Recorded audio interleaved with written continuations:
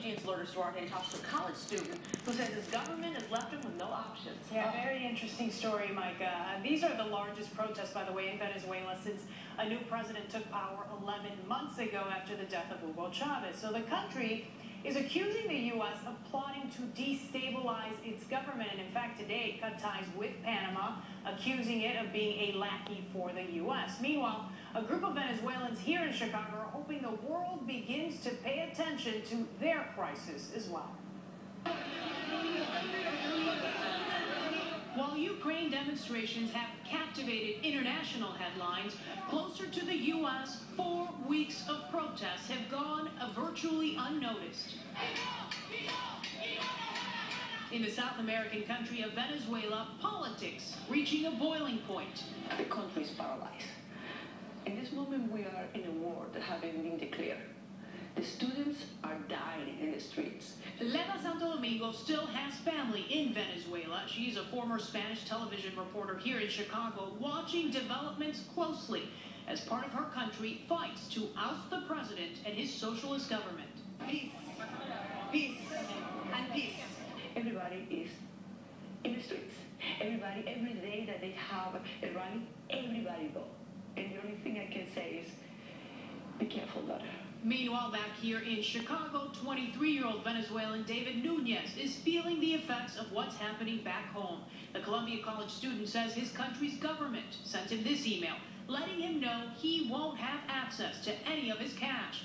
$33,000 he was planning to use to pay tuition and survive, basically frozen by the Venezuelan government. And it's getting worse as the economy gets worse. Basically, everything we have, my family has in Venezuela, is just stuck in there because there's no way we can sell our house and buy some other properties outside of the country. And with Venezuela having tight control over its currency, the film student says he has no options. His visa doesn't allow him to work in the U.S., so he is relying on the generosity of others. Do you go back to Venezuela? I'm not doing that.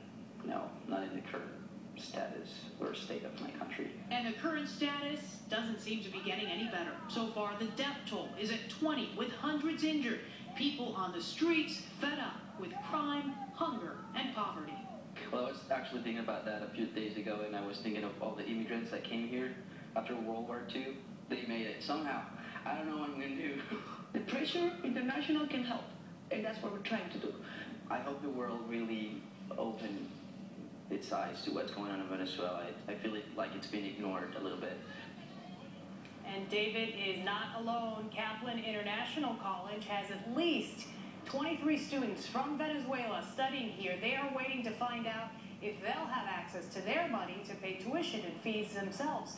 Now, a rally is planned here in Chicago for Saturday, March 15th along Michigan Avenue. They've created also a Facebook page under the name Venezolanos in Chicago, which basically translates to Venezuelans here in Chicago. So it'll be interesting to see what happens because these students, it brings up a good immigration question.